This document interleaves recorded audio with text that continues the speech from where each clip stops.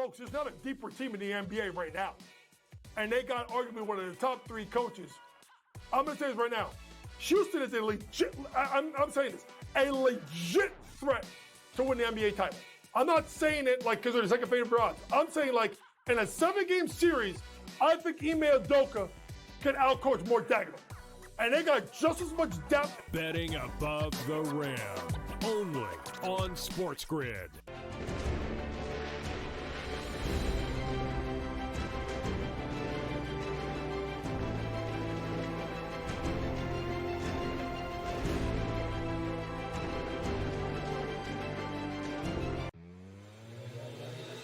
Five-year contract. It's just, I bring it up only because who cares, Scott? It's just Jaren Jackson Jr., good player. Don't get me wrong. $50 million a year. You know, we all bitch and complain about the Juan Soto deals and the Ohtani deals, and you get guys like Jaren Jackson making $50 million a year. In-game live, only on SportsGrid.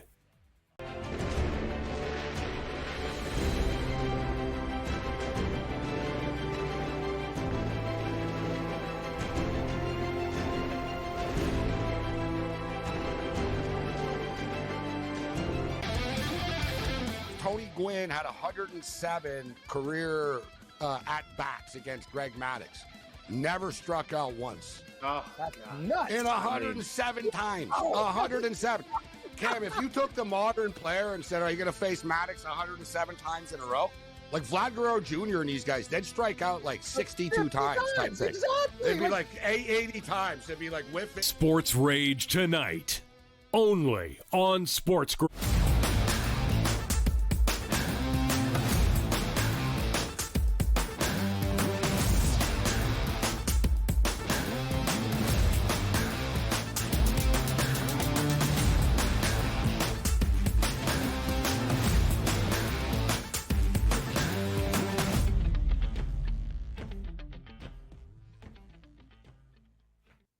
A new week starts right here, right now, bright and early live on this Monday morning on the early line on SportsGrid, all across the SportsGrid network as well. That includes sportsgrid.com/watch, where you can find your favorite destination to consume everything all across the grid. He is Donnie Right Side. I am Ben Stevens. We are together live for the next 3 hours up until 11 a.m. Eastern time to kick off this new week and look back on a long holiday weekend, the 4th of July. We hope everybody had a lovely time this weekend. Barbecues, burgers, dogs, family, fireworks, and sports. And a lot for us to recap and react to here bright and early on this Monday morning. We will also press fast forward and get you ready for a new week ahead. DRS, as we got ready for the show today, you said the dog days of summer. We are past the midway point of this Major League Baseball season, but an important weekend all around MLB. Marquee matchups to recap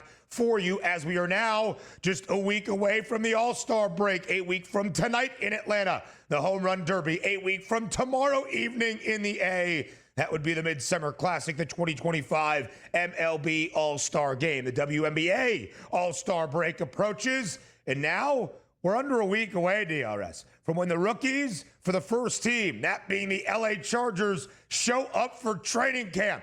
That is on Saturday. Do not forget this month of July, now especially after July 4th weekend, is a football month. We'll continue to have that football focus and get you ready for a new year in both the NFL and college football as well. This is where the boys really earn their money, doing 3-hour shows live every single morning for you, because the sports start to fall off. And I brought it up yesterday to Tom Vecchio. If you don't like baseball, this is such a tough season. So what I like to say is I love baseball, so it carries me through. But any tidbit of information that we get towards the NFL means another day closer to opening night, early September, Philadelphia Eagles and the Dallas Cowboys. But you know what I did last night, Ben? You know what? All the way through? How about the Gold Cup final from start to finish? Whoa. Your boy was there. Your boy was there watching. Yep.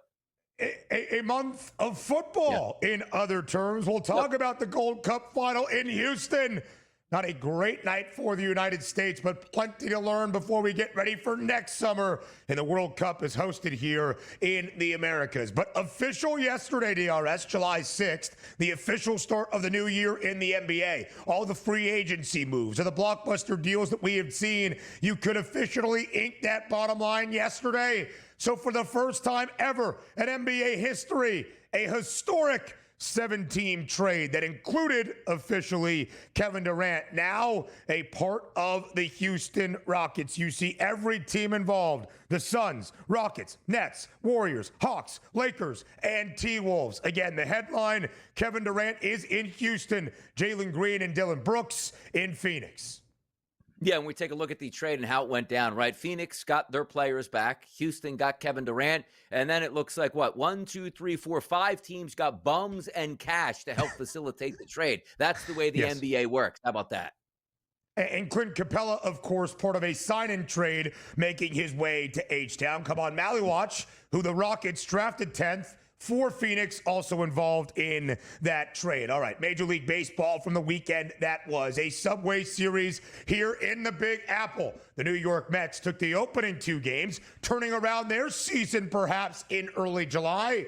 The New York Yankees still on a slide. They do avoid the sweep yesterday up in Queens and snap a 6-game skid. But DRS, now the New York Yankees, at this time last week, a lead in the American League East, trail the red-hot Blue Jays by 3 games in the AL East.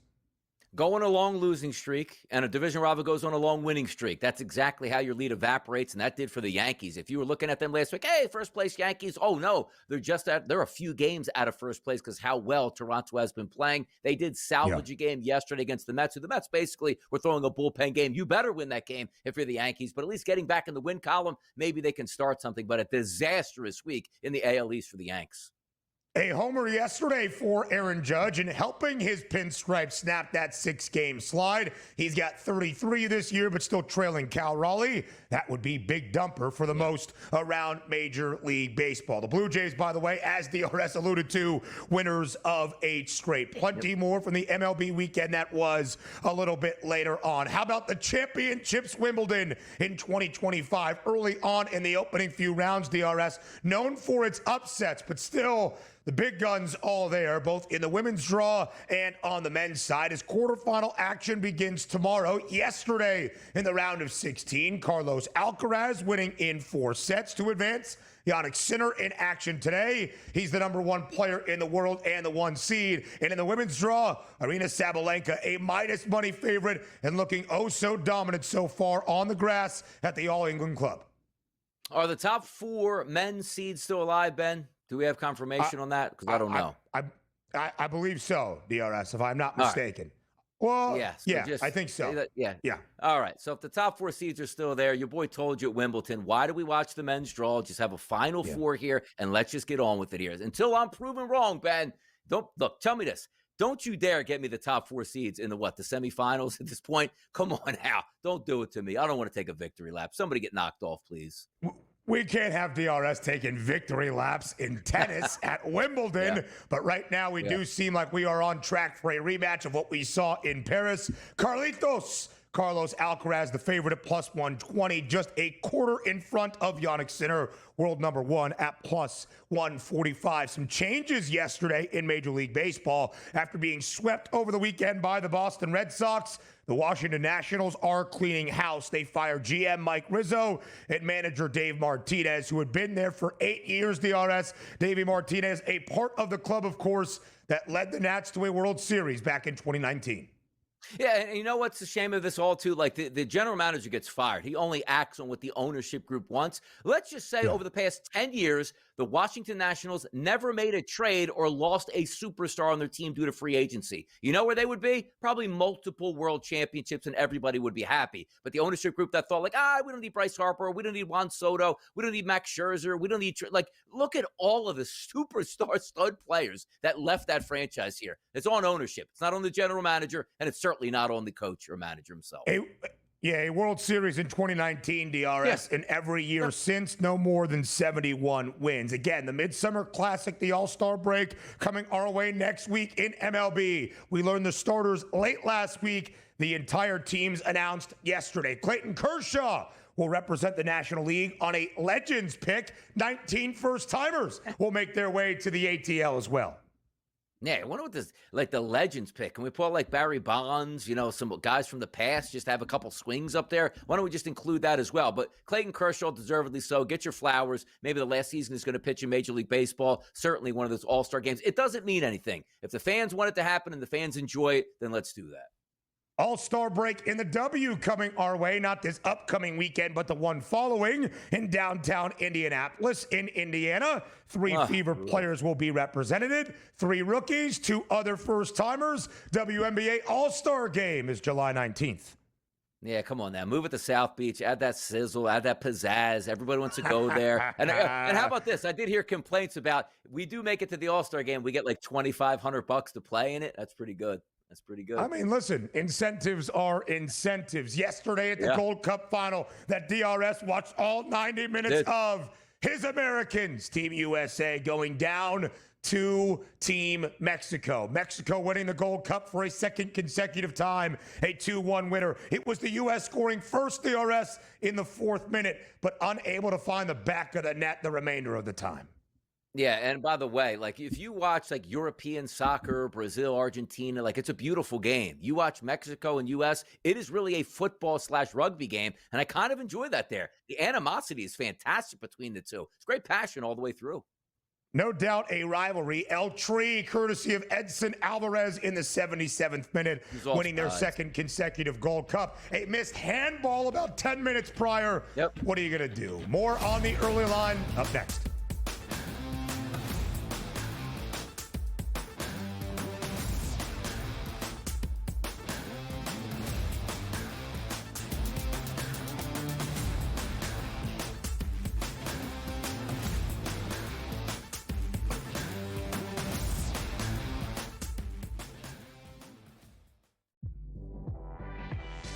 Devin Booker had to run the point when Chris Paul was hurt.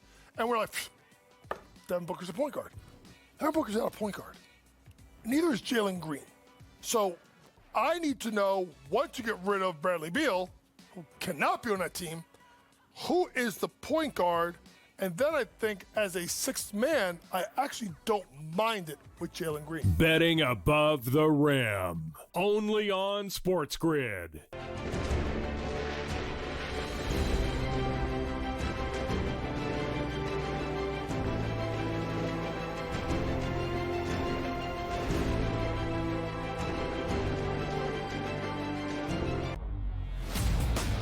You don't want a big that's camped out under the basket and clogging the lane. He provides a lot of really good defense, a lot of three-point shooting, and again, younger than Brook Lopez. It is a good match. I just don't think it moves the needle, but as we talked about to open the show, when Giannis Antetokounmpo was saying, we're not just going to sit here this year and say, oh, Dame's down, let's just take a pause year because I'd rather go try to chase a championship. So at least they're being honest and saying, we're going to make this team better.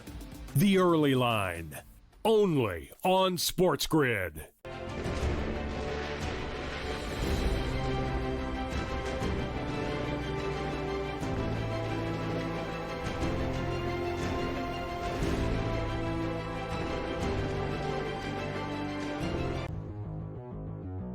Run here for Suarez, but realistically speaking, Corbin Burns out, Corbin Carroll is out right now.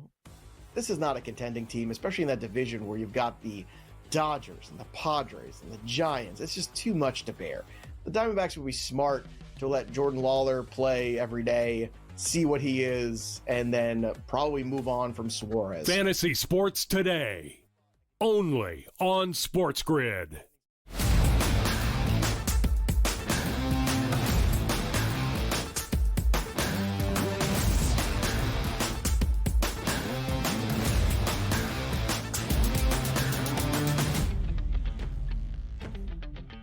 Live right here on this Monday morning on the Early Line on SportsGrid. He is Donnie right side. I am Ben Stevens. Yesterday, DRS, an important official date around the association. Everything that we had seen in free agency, blockbuster trades, even those including the 2025 NBA draft now nearly 2 weeks ago. Everything became official as the league year in the NBA began yesterday, July 6th. Though here on this Monday morning, July 7th, we recap it all. And officially, the Kevin Durant blockbuster deal, now a member of the Houston Rockets, made official yesterday. Kevin Durant, 36 years old, turns 37 in September. Before the start of the 2025-26 season, will play his 18th NBA campaign, DRS, now officially as a member of the Houston Rockets. That first ever blockbuster mega deal. 7 NBA teams involved, the most ever in a single trade in NBA history. It included deals that we saw on draft night or repercussions of the 2025 NBA draft. But again, the headliner of all 7 teams involved, the Rockets and the Suns. KD is now in H-Town. Jalen Green, Dylan Brooks, and because of it, the 10th overall pick, come on, Malawatch, are headed to the Valley for the Phoenix Suns. Official yesterday, Kevin Durant, DRS, now officially a Houston Rocket.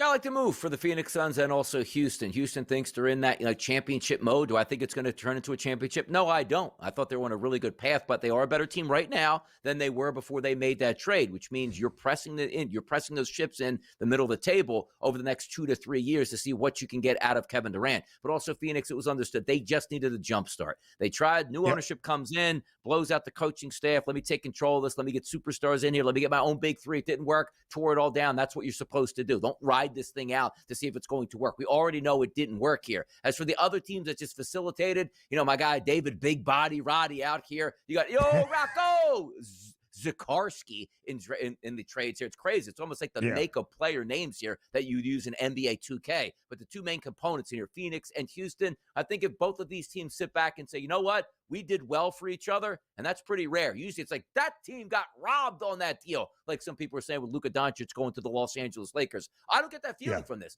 because Malawatch falling to 10 was a big deal, man. That's a guy that was probably supposed to go anywhere between 5, 6, 7, or 8, goes to 10. That's a big upside there for Phoenix. And the Suns made another trade on draft night moments before asking Houston to select Malawatch for them with that 10th overall pick and the acquisition of the big man, Mark Williams. DRS, there is no doubt the 2.5 seasons that Kevin Durant spent in Phoenix were not as successful as everybody had hoped, pushing all of their chips in, forming a big three, if you want to call it that, KD, D-Book, and Bradley Beal. The farthest they got was that first half season with Kevin Durant, now 3 NBA seasons ago, making it to the second round, but clearly having some balance and depth issues. They got ousted in the opening round last year, and this most recent NBA season, a disaster, missing out on the playoffs and being well below 500. Again, Kevin Durant will be 37 years old in September, before this upcoming NBA season even begins. But he is still performing at an all-star level. He is still averaged at least 26 points as he did this previous year. In the last 7 seasons, he has been on the floor. Of course, missed a full season after rupturing his Achilles in the NBA postseason in his final year with the Golden State Warriors. But DRS, he is still a needle mover. He is still the easy money sniper. He is still one of the best and most consistent scorers in the NBA. The question now, of course, this trade becoming official yesterday after a week of free agency moves around the NBA last week. How does it elevate the ceiling in Houston, a team that you served up a Rockets referendum on a season ago? Yeah. The 2 seed after 52 wins in the Western Conference to lose in 7 games in round number 1 to the Golden State Warriors. If the 2 seed that had battled through 82 games to earn that position throughout the entirety of a regular season, could not even take advantage of it in the playoffs, despite having home floor advantage booked as an underdog in their series against Golden State. What's the point of the NBA regular season? Well, now the question, DRS, is can Kevin Durant in Houston make the regular season whatever, but the postseason a greener pasture in H-Town? Yeah, it's a question that's going to need to be answered. The reason I say that is you look at Kevin Durant's career. Is he one of the best players in the NBA? Yes, he is. Where did he win championships? With an absolutely maybe the single most talented team in the history of the NBA. Outside of that, how many championships does he have? Zero. It was a disaster in Brooklyn. It was a disaster in Phoenix. So now I'm led to believe that he's not with a super team in Houston, but that's going to now finally equate to Kevin Durant being years older, but somehow better in this spot. Houston has a good base for a team. There's no doubt about that. But for me, it's like, all right, is it fun for the fans? They'll get to cheer it on. Like, let's just say like Aaron Rodgers in Pittsburgh. They know they're probably not winning a championship, but hey, you know what? This is going to be interesting to watch here. I can't wait to tune in and watch Steelers football. Same way for Houston. I just don't think it equates to a championship. And why am I proven right? Well, we'll find out over the next 2 to 3 years. But again, just looking at the previous seasons under Kevin Durant, absolute banger, star-studded, all-star team, championships. Outside of that, no championships. And his goal now, DRS, will be that veteran presence alongside a very talented roster in Houston. Jalen Green gone. They still hold on to Jabari Smith, who got a big deal. You still have Amen Thompson, who is a freakish athlete and only developing. And probably the sweetest piece is Alperen Şengün. Clint Capella makes his way back to the Rockets officially in that sign and trade component of the deal that we saw that involved the Hawks as well. Again, when we look at the title odds, everybody is playing for second, and it's a large gap in the Western Conference. But Houston is tied for that second best price to win a Larry O'Brien trophy this upcoming season alongside the Denver Nuggets, behind the reigning champs in Oklahoma City. There is no doubt, DRS, it is second peg. Who can be that toughest test, if you will, to the Thunder in the Western Conference? Would you give the edge to Houston or Denver or somebody else right now out west?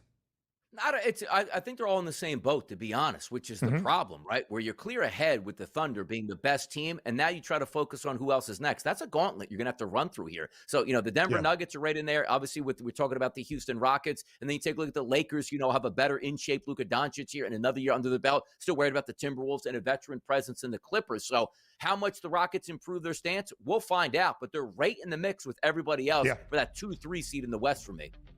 We'll have more on the Western Conference and the NBA championship odds up next.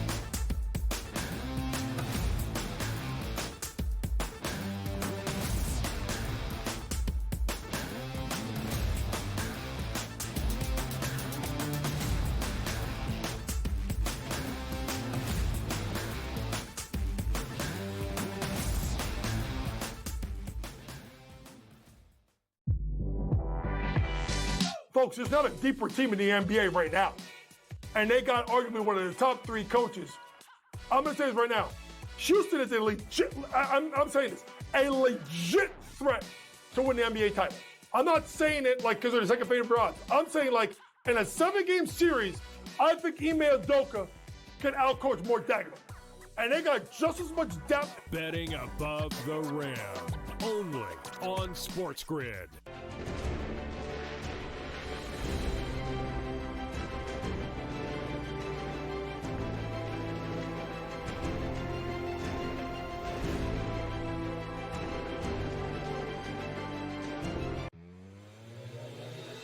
Five-year contract. It's just, I bring it up only because who cares, Scott? It's just Jaren Jackson Jr., good player. Don't get me wrong. $50 million a year. We all bitch and complain about the Juan Soto deals and the Ohtani deals, and you get guys like Jaren Jackson making $50 million a year. In-game live, only on SportsGrid.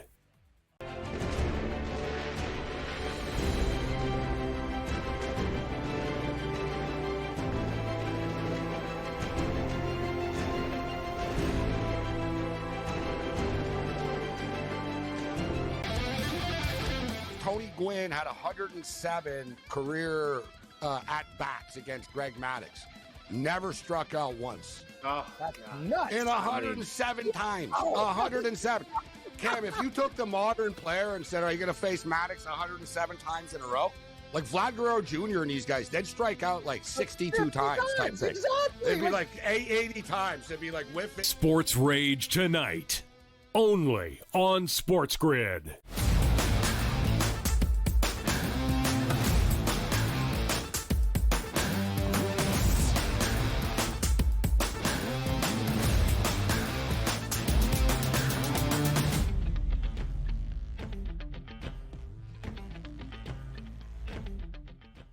July 6th, yesterday, a Sunday to end out your holiday weekend, the official start of the league year in the National Basketball Association. So any trade that we have seen, either before the end of the season, before the NBA draft, during the NBA draft, or certainly last week as free agency began in full around the NBA summer, everything made official yesterday. That includes the RS, what was an active early start to free agency for the Denver Nuggets. The big trade was shipping away Michael Porter Jr. to the Brooklyn Nets, freeing up a ton of cap space and cash, and getting back Cam Johnson in return. Also a smaller deal to bolster the front court depth behind Nikola Jokic at altitude, adding Jonas Valanciunas. Well, yesterday the Nuggets made sure that Denver told Jonas Valanciunas' reps they expect him to honor his contract to play alongside Nikola Jokic and the rest of the Nuggets in 2025-26. As Shams Charania reported earlier in the week,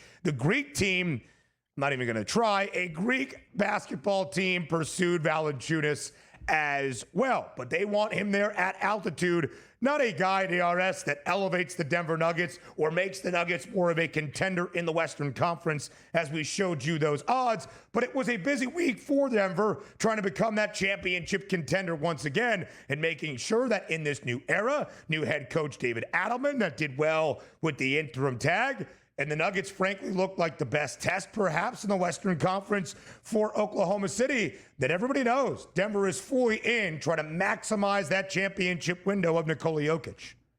Yeah, and yes, rightfully should, because I do like the changes that they made. The interesting part here with that Shams Charania tweet was, are there FIBA international rules? Like, I know there are international rules in hockey where you can't just, like, take another player and go to another league. Probably similar to, like, FIFA. It's like, hey, you know what? I play for, I would assume, I don't know, Real Madrid. I'm under a 5-year contract. Oh, no, the LA team in MLS offered me twice as much. I'm just going to leave. So it'll be interesting to see how this plays out. But the one thing that we do know is, do you want a basketball player that does not want to be there? It doesn't work out. And whether or not Giannis Valanciunas shows up, it doesn't make or break a roster. But I'll tell you what does. A guy that shows up like, I'm only here so I don't get fined. My ankle hurts. My shin hurts. I can't practice today. I feel sickly for this game tonight in November. Please just cut me and let me go. Because players can do that and sort of get themselves out of the league where they don't want to be there. Now, it's rare because most people want to have a career, but Valanciunas made a lot of money a long time. It's like, you know what? I just want to go back and play overseas again and be done with it.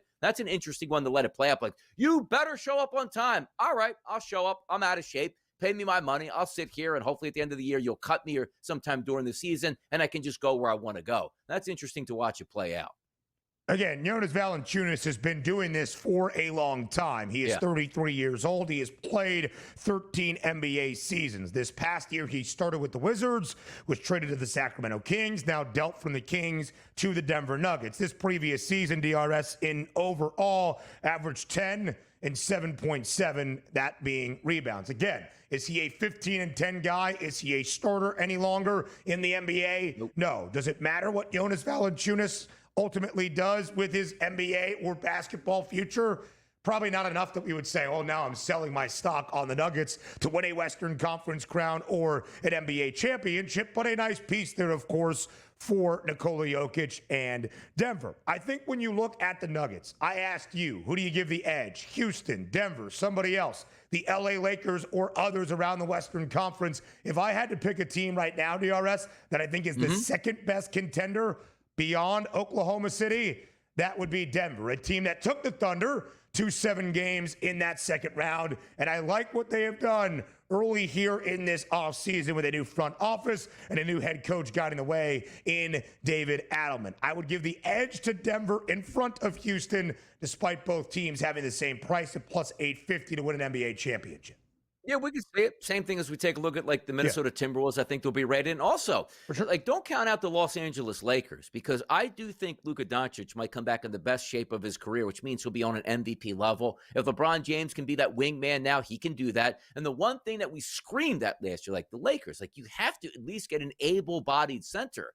They actually got one in DeAndre Ayton. Is he the greatest player in the world? No, but he's a double-double guy that can get rebounds and certainly be in the paint as an active shot blocker. You love to see that. So there's a lot of teams in the Western Conference that were sort of saying, this team could make a run at this point. And we always say Oklahoma City is at the forefront, but there are 3 or 4 teams right behind them that are going to be vying for that 2 and 3 seed and also vying to knock off the Thunder in the playoffs.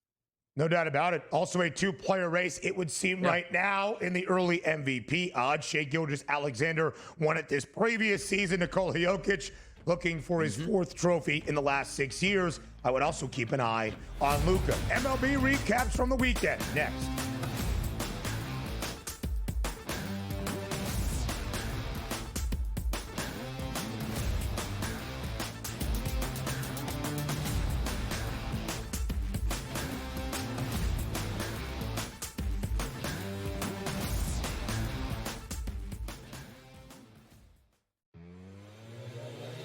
Got swept by the Marlins. You got some issues here. They're struggling. Arizona having their issues as well here. What I want to see here is Arizona take the lead. All right, and then let's attack the Diamondbacks bullpen. That bullpen is horrific. It's a dumpster fire. All right, that bullpen is that bad. Hit it a couple times over the weekend. Once they're up, hit the bullpen. The bullpen's going to blow the game. That's a great in-game bet for the against the Diamondbacks. In-game live, only on SportsGrid.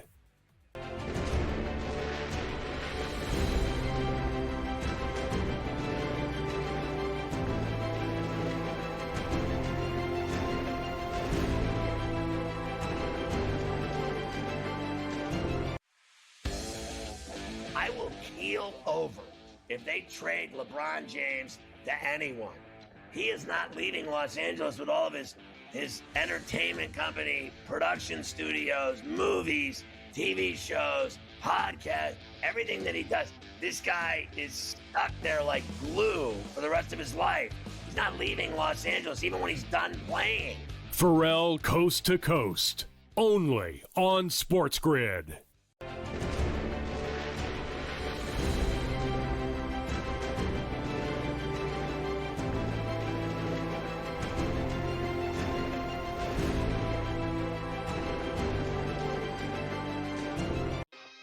What is going on with the Pittsburgh Steelers? How about I answer your question with a question, Kev? Okay. What could possibly go wrong? I would say it's possible that you somehow, in bringing in Aaron Rodgers, which is supposed to be a win-now move, look around at your team and go, wait, Pickens, Minka Fitzpatrick, and T.J. Watt aren't on it anymore? Game time decisions, only on SportsGrid.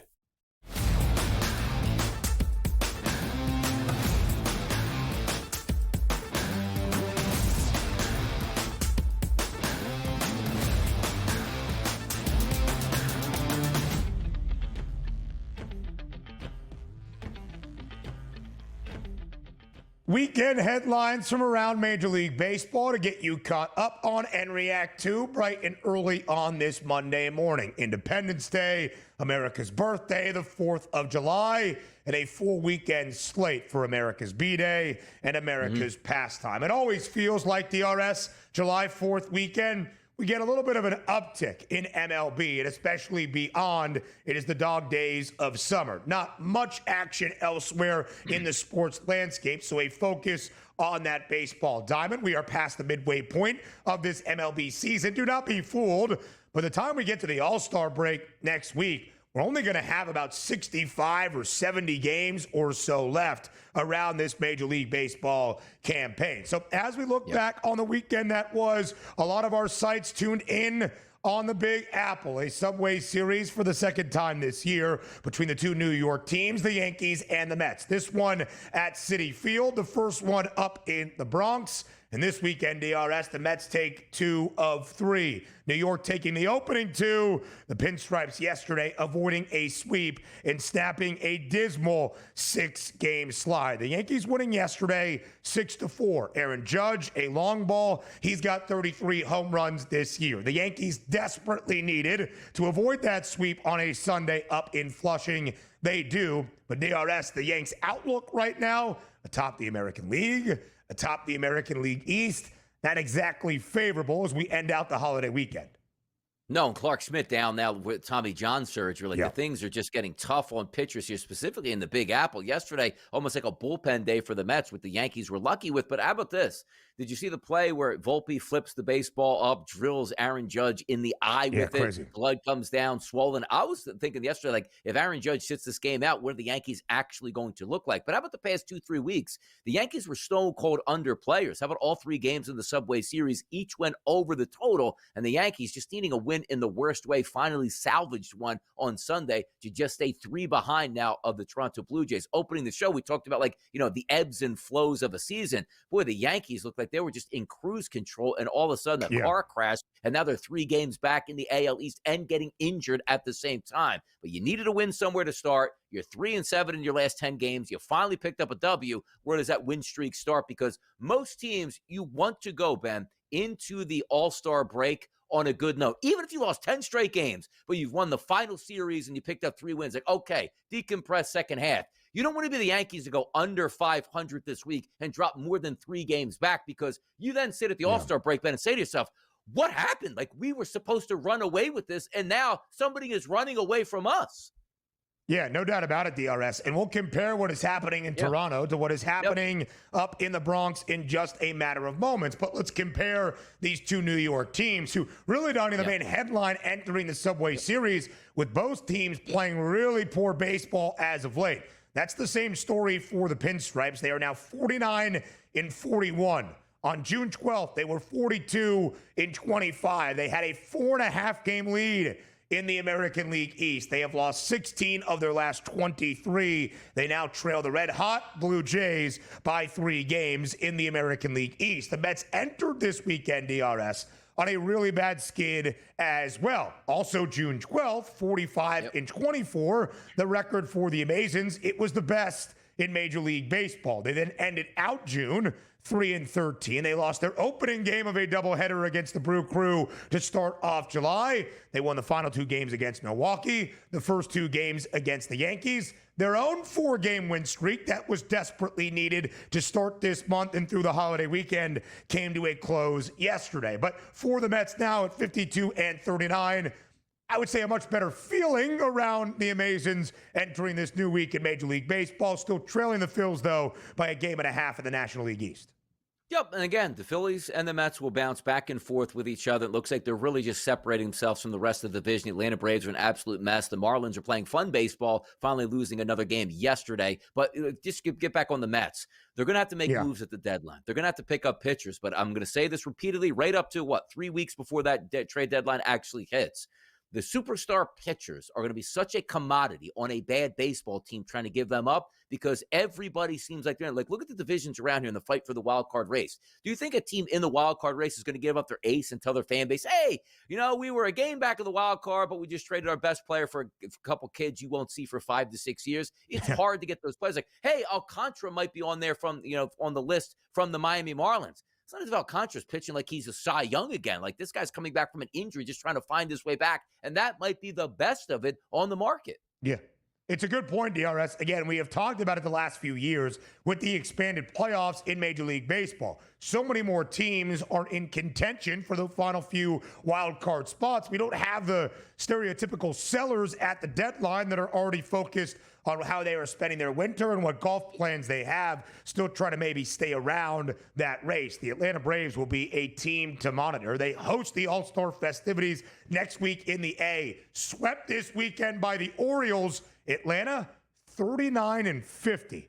11 games sub 500. They have lost 9 of their last 11. DRS, this Braves team was the team that entered the year with the second best price to win the National League pennant, only behind the LA Dodgers, who also did not have a great weekend. We'll talk about that in just a matter of moments. How about a good start yesterday in Milwaukee, or actually in Miami, but for Milwaukee, and a good sign for the Brewers. Brandon Woodruff back on the bump. He started a baseball game for the first time since September of 2023. September 23rd, 2023, ironically, also in Miami against the Marlins. That start late in the year clinched a playoff bid for the Brewers, his first start in 651 days. He had shoulder surgery that October of 2023, and his return this season, DRS, delayed by ankle and elbow injuries. Yesterday, only 70 pitches, but 6 innings of work, only a single earned run, just 2 base knocks, and did strike out 8. A really good sign for Milwaukee atop that starting staff. Yeah, good landing spot, too, going down the South Beach and pitching, one of the better pitching ballparks there. But I actually thought the Marlins were probably the better play yesterday just because of the fact we didn't know what we were going to get out of Woodruff there. Sure. But he was sensational yesterday. Everything they needed in a lower-scoring game to hold down the Marlins, which those bats over the past couple weeks have been hot. Good start for Woodruff. We'll see where it goes, but it's always nice. Sometimes the best trades are the players you just get back from the IL, and maybe Woodruff can help down the stretch. And the Brewers playing good baseball, DRS. Second among the National League Central right now. They trail the Cubbies by 4 games, but did get to the 50-win mark yesterday because of the really solid outing out of Brandon Woodruff. It's almost a perfect storm for the New York Yankees. Again, playing really poor baseball, and it's not just them playing bad. It's also a team in their division playing really, really good. That would be the Toronto Blue Jays, who have won 8 consecutive games and now hold a 3-game lead in the American League East. The Blue Jays over the weekend up in the Great White North, sweeping the LA Angels. Toronto, DRS, on May 25th was 25-27. Since 27-11, the record, part of the best in MLB. They have won 11 of their last 13, including this 8-game win streak. It is the reason the Jays now hold a 3-that's a pretty sizable cushion, 3-game lead atop the American League East. Yeah, 32 wins at home now for the Blue Jays, getting comfortable in that environment here. And yes, they have a 3-game lead on the Yankees, which is crazy. This is a team that opened up the season. You know what? Maybe an aging team that's all its best years passed by. Maybe not those prospects we were absolutely loving. And they started out saying, you know what? They're proving us right. Now, all of a sudden, turning on the gas pedal here. This is a lineup that is awoken with a couple guys that you see in that lineup that aren't household names doing a lot of damage on a day-to-day basis. It's a fun baseball team, and they use it to their advantage. How do you make up and gain ground, let's just say, in an American League East? Well, you go on a long losing streak, somebody else goes on a long winning streak. That's exactly what happened. It's up to the Blue Jays to hold that momentum to the All-Star break. Don't give anything back to the Yankees. Then we'll be like, you know what? Jays just could be in this thing. And then might we see a change in the market, DRS, because despite the pinstripes trailing by 3 games, they are still an ever so slight minus money favorite at minus 105 to win the divisional crown. But for the first time all year, the Yankees are no longer the favorites to win the pennant. That would be the Detroit Tigers, who still have the best record in Major League Baseball. More around MLB next.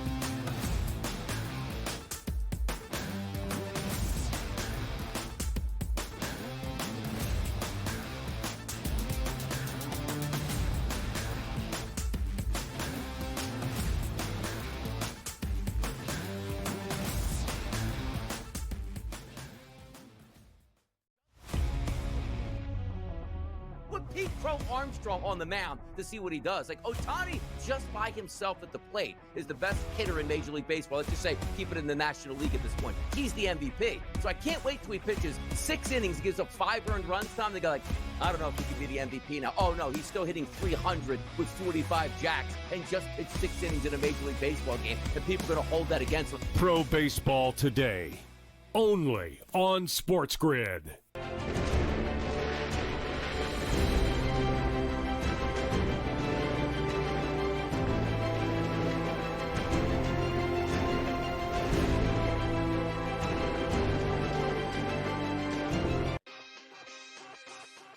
You want to take that gap year and trade LeBron James somewhere and get value, legitimate value for a 41-year-old player, LeBron James, I still think, in return. I think you have to explore that, because if LeBron wants to win a title, we've heard so much buzz for, I think, 3 or 4 years now, Kevin, about Stephen Curry and LeBron James wanting to eventually play together. This might be that moment here. If you're the Golden State Warriors, why not make that call? I think that's something to watch out for. Game time decisions, only on SportsGrid.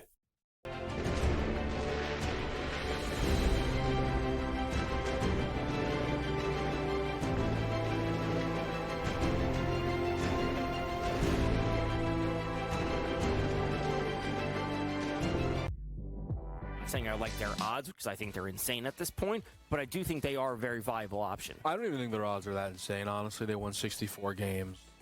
So you like this move for them? So the odds... Regardless of the odds, just from a basketball. Yeah, the odds have nothing to do with it. They won 64 games. They were eliminated by the Pacers, who lost Halliburton. The other 60-win team was the Celtics, and they lost Tatum. Like I think, and the Knicks don't have a coach. Betting above the rim. Only on SportsGrid.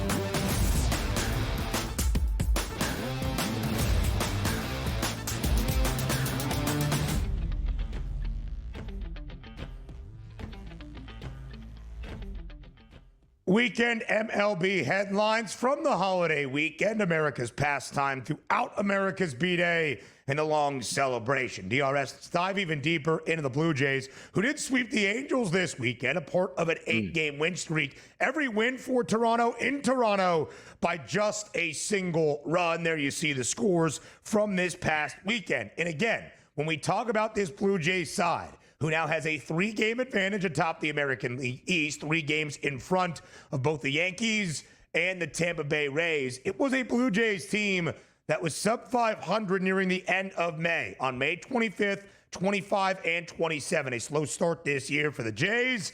Many players in their lineups, most importantly, including the highly paid,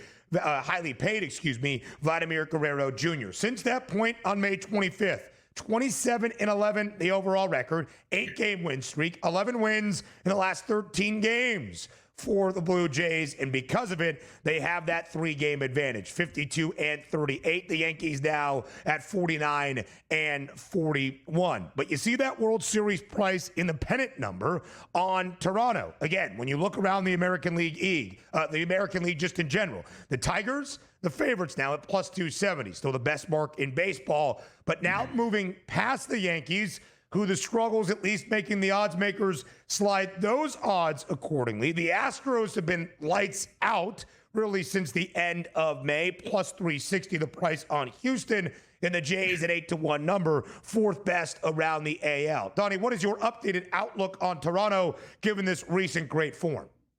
I do like them, but also, like, there are ebbs and flows, as we say, to a Major League Baseball season. They're cresting right now, which is really good, and it's the right time before the All-Star break, before you hit that decompression, and then get your second half, wave, and away you go. But if I look at the teams right now listed, the Detroit Tigers, they should be a plus 270 price. That's a great baseball team, and they factor in really well to make the playoffs because they just might have the best pitcher in baseball. Any series that you're starting off 1-0 is a really good series for you to be in. You take a look at the Yankees, treading water a little bit right now. Maybe 2 weeks ago, you asked me this question. It could be different. The Yankees eventually, they'll chase down the Tigers. But that number is getting widening here, even though how many dollars have already been spent on the New York Yankees in any sports book that you certainly look at right now. But a plus 340 price, I'm not happy to buy into that with the Yankees right now. Another injury with Clark Schmidt going down. Will they make changes? Will Aaron Judge stay the hottest hitter we've seen in baseball over the past, 2 decades at this point? If he doesn't, where does that leave the Yankees? But there's one team creeping there.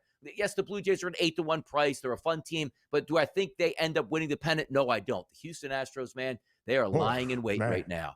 The pitching is there. The hitting's coming back. It's a shame Alvarez had that setback with his wrist injury because once he gets back in the lineup, that is a really good 1 through 9. So if I had to pick one team all the way through to say, okay, I think the Tigers are good, a plus 270 price. Do I love it? Not necessarily. But the Houston Astros at that plus 360 price, they really intrigue me here in the AL. It's one of those teams, man, you just can't kill. It's like every year they come back with a little bit less talent and wind up with the same exact record. The Astros made a statement this weekend, DRS, a marquee matchup in Los Angeles. The Stros and the Dodgers in Houston swept LA in LA, including winning that first game on the 4th of July, as you see, plating 18 runs, winning 18-1. You do the quick score margin, 29-6 this weekend.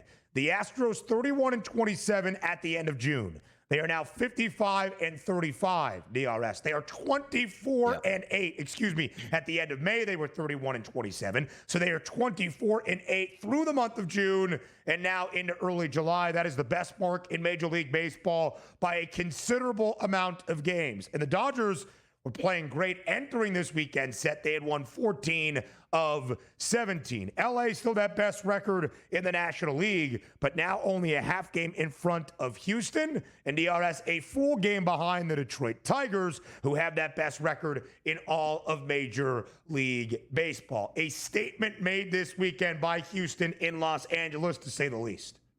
Big time statement here. It's like, you know what? We've never gone anywhere. I don't know why you're surprised that we're back at this point. We'll see if they can stay healthy throughout the rest of the way. And this was also a division, talking about the AL West a few weeks ago. It's like, hey, man, Mariners, good baseball team. Cal Raleigh's really good, and they got a couple-game lead. That's been erased here. It's a 7-game lead now for the Houston Astros over the Seattle Mariners and an 11-game lead over the Texas Rangers, who just can't get it together. I look at the Houston Astros from a bullpen standpoint, very good. From a starting pitching standpoint, very good. And also now getting some key contributors there. Well, Altuve really didn't even show up for the first month and a half of the season, starting to play his way back. Isaac Paredes seems like that was a good pickup for them in the offseason. And again, just waiting on their big masher in the middle of that lineup with Alvarez, if he can get back. And now maybe you could take an even slower approach. Hey, you know what? Maybe we rushed you a little bit. Take your time. All-Star break's coming back. See you in a couple weeks when you're healthy, rested, and ready for that charge there in the month of August. He's had a couple of hiccups, that being Yordan Alvarez in his return, dealing with a wrist injury, but some other things have kind of gotten in the way. 10-1, the price on Houston to win a World Series. 5th best number. I do believe there is value there. Hunter Brown has been lights out, as DRS has alluded to, and Framber Valdez looks sensational here as of late. A really good number on Houston, despite being swept this weekend. The Dodgers always going to be that short favorite at plus 220. Who is tied for the second best price to win a World Series? Well, the Tigers have the best record in baseball. They swept the Guardians, winning the finale yesterday 7-2, even getting to extras DRS before plating 5 in the 10th because of a wild pitch from Emmanuel Clase in the top of the 9th. The Guardians have lost 10 in a row. Oh boy. But the Philadelphia Phillies tied for that second best market, plus 750. Good series win this weekend for the Phils against the Reds. And Zach Wheeler has been absolutely lights out. Yesterday, a one-hit complete game, striking out 12. In the one hit was the only earned run and the only guy to touch a base yesterday for Cincinnati. It was a home run, I believe, from Lane Thomas. Zach Wheeler has been incredible in the last 10 starts he has made, but in his last 6 DRS has allowed only 3 earned runs in total. Absolutely. 9 innings pitched, 1 hit, 1 earned run, 1 over the minimum of that game. If he doesn't have that home run, it's a fly out. That is a perfect game pitched here by Zach Wheeler. 108 pitches, a 2.17 ERA. He's been sensational. Chase Burns, a lot of strikeouts, but again, one of those outings that's like, hey, man, you got to start to learn how to pitch a little bit. Only gave up 1 earned run, but the Phillies were the better team yesterday, 3-1. And what's up with Harper? Come on now. That wrist injury. Austin Hayes, by the way, the long ball for the Reds, just to clarify. More on the early line up next.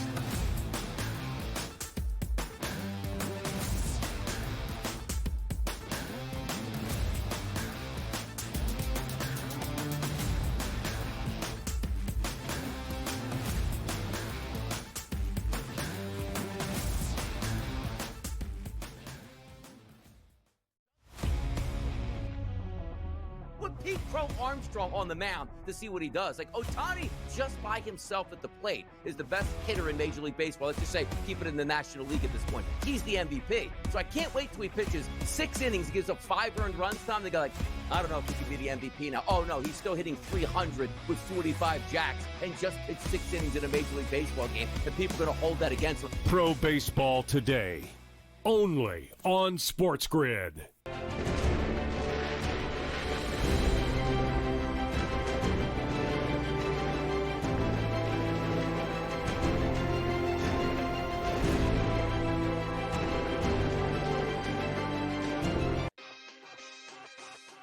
You want to take that gap year and trade LeBron James somewhere and get value, legitimate value for a 41-year-old player, LeBron James, I still think, in return.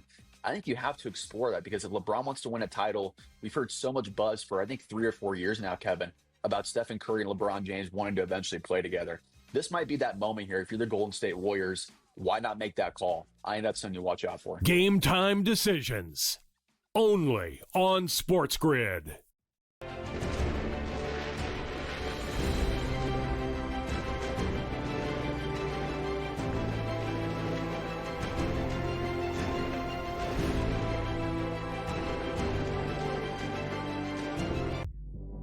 Saying I like their odds because I think they're insane at this point, but I do think they are a very viable option. I don't even think their odds are that insane, honestly. They won 64 games.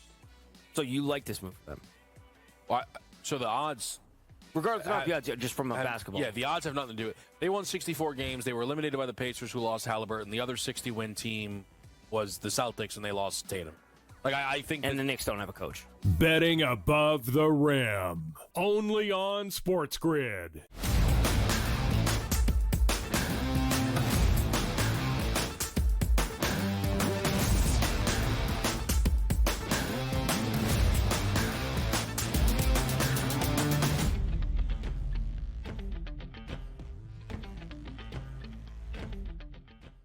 Continuing to recap the weekend in Major League Baseball, just a week away from the All-Star break. A week from tonight, Home Run Derby in Atlanta. A week from tomorrow, that All-Star game, also, of course, in Atlanta. That means DRS a week from yesterday, as we round out the final weekend of action before the All-Star break. We'll really have a good time to reset where everything is. We'll look at the odds in just a matter of moments, but I did want to make this point. Zach Wheeler has been absolutely filthy as of late, insubstantiated. And his Philadelphia Phillies have the best record in the National League East, a game-and-a-half lead, second best mark in the National League, only behind the Dodgers in terms of winning the NL pennant. And yet Zach Wheeler is not the favorite to win the National League Cy Young Award. That is Paul Skeens. A minus money price on Skeens at minus 140. And Skeens has been awesome this year in large part, DRS. Represented once again yesterday, goes into Seattle, takes on the Mariners. Only 5 innings of work, however, does allow 5 hits, but shutout baseball and strikes out 10. But his Pirates lost 1-0 because, of course, when Paul Skeens starts, they cannot generate any offense. In fact, this weekend, the Buccos did not score a single run in the Northwest, getting swept and shut out by the Mariners in all 3 games.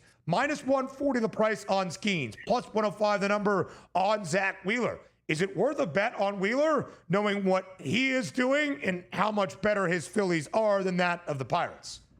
Yeah, because, again, if you both look at these two guys heading down the stretch, and they both have equally good, closing arguments, but one closing argument will be the Philadelphia Phillies looking to win the NL East and maybe on their way to a pennant here, when Paul Skeens is just pitching because, hey, guys, Wednesday night, come see Paul Skeens September 19th at the ballpark because we want to make a little bit more money. Just letting you know that Paul Skeens is pitching that night, right? So that's what I look at, too, because when you have big moments, sometimes it does elevate you. If all is equal and Zach Wheeler is pitching in high leverage spots and Paul Skeens isn't, why shouldn't he get the benefit of that? Skeens is great. Skeens is the favorite right now. I don't have an issue with that. Wheeler has been great. They're close. Minus 140 and plus 105 on the grand scheme of things. Like, hey, is that a heavy favorite when you take a Major League Baseball line at a minus 140 on a night? Or is it a huge underdog at a plus 105? No, they're basically neck and neck right now, where every start is going to sort of cater to where that price point is. Skeens goes out 5 innings pitched, 3 earned runs. Wheeler goes out 6 innings pitched, 1 earned run. He's going to get closer to Paul Skeens, just the way it is. And we're still in the month of July.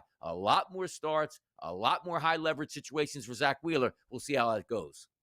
Right, and I do think it is worth a bet right now. I'm not mad at the odds makers. It's not egregious that Paul Skeens is an odds-on favorite to win the National League Cy Young Award, but because of those plenty of high leverage opportunities for Zach Wheeler and the Phils after the All-Star break and in the home stretch in late August and September, that's when I think we can start to see the idea of team narrative be more than just the star narrative that Paul Skeens possesses. Other odds around those individual markets, DRS, again, despite the Yankees struggling, Aaron Judge has been pretty darn good, minus 1,600 to win the American League MVP award. But big dumper, 35 home runs. That's Cal Raleigh. He has the most in MLB by 2 long balls this year. Tarek Skubal, a 90-1 price, but really a 2-guy race, and Aaron Judge, the clear frontrunner. Same story in the National League. Pete Crow Armstrong has been great. Juan Soto has been much better, but not an all-star, oddly,